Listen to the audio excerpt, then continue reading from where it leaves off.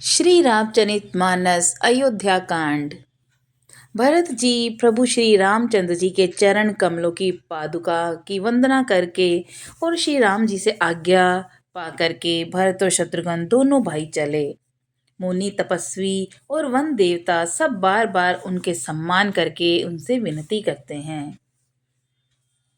सानुज राम नृपहि सिर नाई, खिन्हि बहु विध बिनहि बढ़ाई, देव दया बस बड़ दुख पायऊ, सहित समाज कान नहीं आयहु।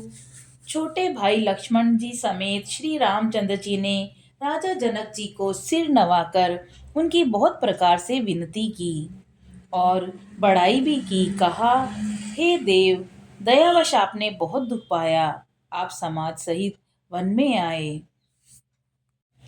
पुर पगुधारई देय सीसा, किन धीर गरी धरि कवनु महिषा, मुनि मही देव साधु सन माने, विदा किए हरिहर सम जाने। सब आशीर्वाद देकर नगरों को पधारिए। यह सुनकर राजा जनक जी ने धीरज धरकर गमन किया। फिर श्री रामचंद्र जी ने मुनि, ब्राह्मण और साधुओं को विष्णु और शिव के समान जानकर सम्मान करके उनको विदा किया। सासु समीप गए दो भाई, फिर बंदी पद आशीष पाई, कौशिक बाम देव जाबाली, पुरजन परिजन सचिव सुचाली। तब श्री राम लक्ष्मण दोनों सास सुनैना जी के पास गए और उनके चरणों की वंदना करके आशीर्वाद पाकर लौट आए। फिर विश्वामित्र, वामदेव, जाम्बाली और शुभ आचरण वाले कुटुंबी नगरवासी और मित मंत्री के भी तथा जोगु करि विनय प्रणामा, विदा किए सब सानुज रामा, नारी पुरुष लघु मदय बड़े रे, सब सन्मान कृपा निधि फेरे। सबको छोटे भाई लक्ष्मण जी समेत श्री रामचंद्र जी ने यथा योग्य विनय और प्रणाम करके विदा किया। कृपा निधान श्री रामचंद्र जी ने छोटे, मध्यम, मझले और बड़े सभी श्रेणी के स्त्री पुरुषों को सम्मान करके उनको लौटाया। भरत मातु पद बंदी प्रभु, सुचि स्नेह मिली भेटी, विदा कीन सज पाल की, सकुच सोच सब मेटी। भरत की माता कैकेयी के चरणों की वंदना करके प्रभु श्री रामचंद्र जी ने निश्चल प्रेम के साथ उनसे मिल भेंट कर और उनके सारे संकोच और सोच को मिटाकर पाल की सजाकर उनको विदा किया। परिजन मातु पितई मिल सीता, फिर प्राण प्रिय प्रेम पुनीता, करि प्रणाम भेटी सब सासु, प्रीति कहत कबहिय नवलासु। प्राण प्रिय पति श्री रामचंद्र जी के साथ पवित्र प्रेम करने वाली सीता जी नेहर के कुटुंबियों से तथा माता पिता से मिलकर लौट आईं। फिर प्रणाम करके सब सासुओं से गले लगकर मिलीं। उनके प्रेम का वर्णन करने के लिए कवि के हृदय में उत्साह नहीं होता। सुनि सीख अभिमत आशीष पाई, हरहि सिए दुहि प्रीति समाई, रघुपति पटुपाल की मगाई, करि प्रबोधु सब मातु चढ़ाई। उनकी शिक्षा सुनकर मन चाहा आशीर्वाद पाकर सीता जी सासुओं तथा माता पिता दोनों ओर की प्रीति में समाई बहुत देर तक मग्न रहीं। तब श्री रघुनाथ जी ने सुंदर पालकियां मंगवाई और सब माताओं को आश्वासन देकर उन पर चढ़ाया। बार बार हिली मिली दो भाई, सम स्नेह जननी पहुँचाई, साजी बाजी गज वाहन नाना, भरत भूप दल कीन पयाना। दोनों भाइयों ने माताओं से समान प्रेम से बार बार मिलजुल कर उनको पहुंचाया। भरत जी और राजा जनक जी के दलों ने घोड़े, हाथी और अनेकों तरह की सवारियां सजाकर प्रस्थान किया।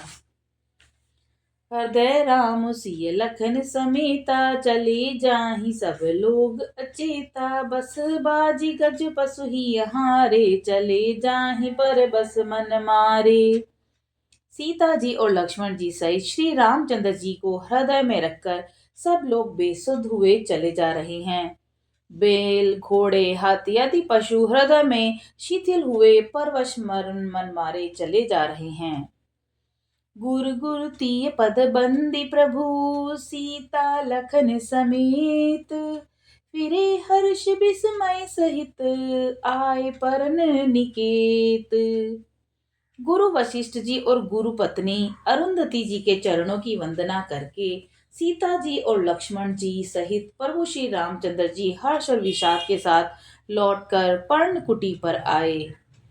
बिदा कीन सन्मानी निषादु चले हर्द बड़ बिरहि विषादु, कोल की रात बिल बन चारी फेरे फिरे जोहारी जोहारी।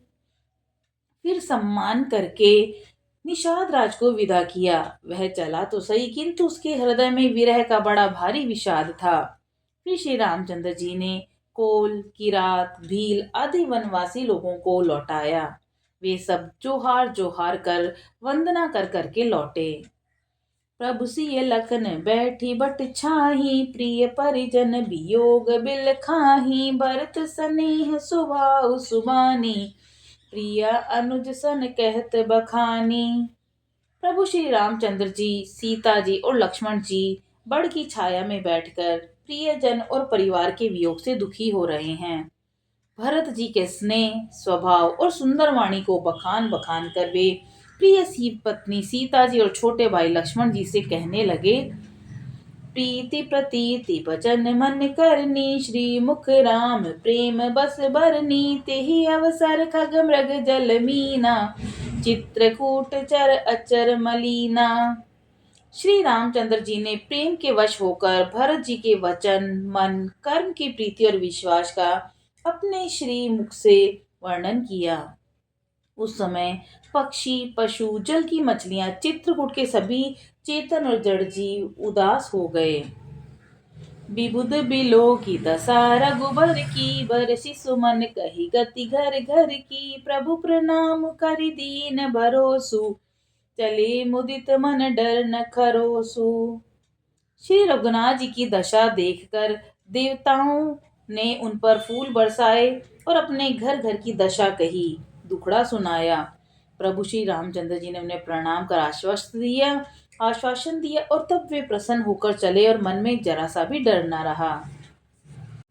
सानुज सिए समेत प्रभु राजत परन कुटीर, भक्ति ज्ञान बैराग्य जनु सोहत धरे शरीर। छोटे भाई लक्ष्मण जी और सीता जी समेत प्रभु श्री रामचंद्र जी पर्णकुटी में ऐसे सुशोभित हो रहे हैं मानो वैराग्य, भक्ति और ज्ञान शरीर धारण करके शोभित हो रहे हों। मुनि महि सुर गुर भरत भुआलु, राम बिरै सबु साजु बिहालु, प्रभ गुण ग्राम गनत मन माही, सब चुपचाप चले जग माही। मुनि, ब्राह्मण, गुरु वशिष्ठ, भरत जी और राजा जनक जी, सारा समाज श्री रामचंद्र जी के विरह में व्याकुल है।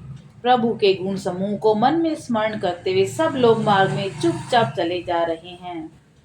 यमुना उतरी पार सब भयऊ, शोभा सरु बिनु भोजन गयऊ, उतरी देव सरि दूसर बासु, राम सखा सब कीन सुपासु। पहले दिन सब लोग यमुना जी उतरकर पार हुए, वह दिन बिना भोजन के ही बीत गया। दूसरा मुकाम गंगा जी उतरकर गंगा पार श्रृंगवेरपुर में हुआ। वहां राम सखा निषाद राज ने सब सुप्रबंध कर दिया। सई उतरी गोमती नहाए, चौथे दिवस अवधपुर आए, जनक रहे पुर बासर चारी, राज काज सब साज संभारी। फिर सही उतरकर गोमती जी में स्नान किया और चौथे दिन सब अयोध्या जी जा पहुंचे। जनक जी 4 दिन अयोध्या जी में रहे और राजकाज एवं सब साज सामान को संभाल कर रहे। सौंपी सचिव गुरुत भरत ही राजू, तेरुहित चल साजी सब साजू, नगर नारी नर गुर सिख मानी, बसे सुखेन राम रजदानी।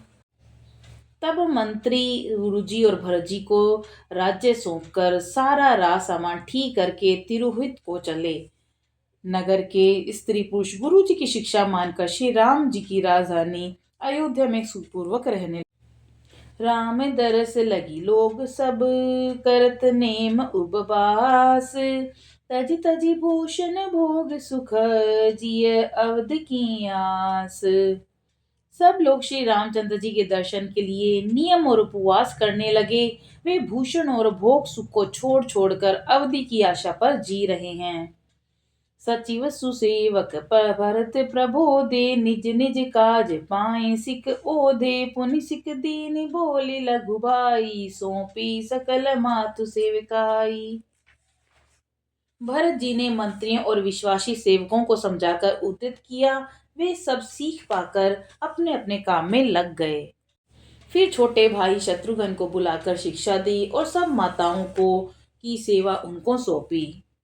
भूसुर बोली भरत कर जोरी, करि प्रणाम भय विनय निहोरे। ऊंच नीच कारज भल पोचू, आय सुदेव न करब सकोचू। ब्राह्मणों को बुलाकर भरत जी ने हाथ जोड़कर प्रणाम कर अवस्था के अनुसार विनय और निहोरा किया कि आप लोग छोटा बड़ा अच्छा मंदा जो कुछ भी कार्य हो उसके लिए आज्ञा दीजिएगा, संकोच न कीजिएगा। परिजन पुरजन प्रजा बुलाए, समाधानु करी सुबस बसाए। सानुज गे गुर गे हैं बहोरी, करी दंडवत कहत कर जोरी। भरत जी ने फिर परिवार के लोगों को, नागरिकों को और अन्य प्रजा को बुलाकर उनका समाधान करके उनको सुखपूर्वक बसाया। फिर छोटे भाई शत्रुघ्न जी सहित वे गुरु जी के घर गए और दंडवत करके हाथ जोड़कर बोले, आयस होई तरहों सनेमा। बोले मुनि तन पुल की सपेमा, समुझब कहब करब तुम जोई। धर्म सारु जग होई सोई। आज्ञा हो तो मैं नियम पूर्वक रहूं। मुनि वशिष्ठ जी पुलकित शरीर हो प्रेम के साथ बोले, हे भरत, तुम जो कुछ समझोगे कहोगे करोगे वही जगत में धर्म का सार होगा। सुनी सीख पाई असीस, बड़ी गनक बोल दिनु साधी। सिंहासन प्रभु पादुका, बैठा रे निरुपाधि। भरत जी ने यह सुनकर और शिक्षा का तथा बड़ा आशीर्वाद पाकर ज्योतिषियों को बुलाया और दिन और अच्छा मुहूर्त साध कर प्रभु की चरण पादुकाओं को निर्विघ्नता पूर्वक सिंहासन पर विराजित कर दिया। बोलो सियावर रामचंद्र की जय, पवन सुत हनुमान जी की जय।